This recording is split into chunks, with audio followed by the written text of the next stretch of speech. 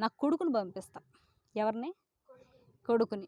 నా కొడుకు తెలిసి వాళ్ళకి చూసి సన్మానిస్తారు.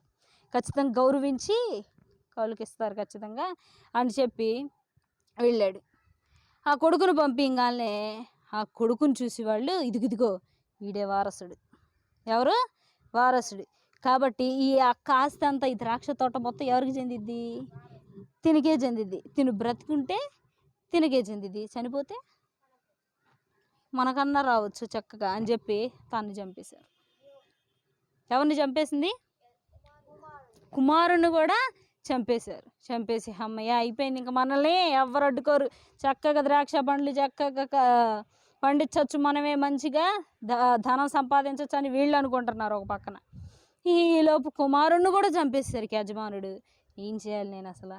పిల్లోడిని పంపిస్తే సన్మానిస్తారని పంపిస్తే ఏం చేశారు? చంపేశారు.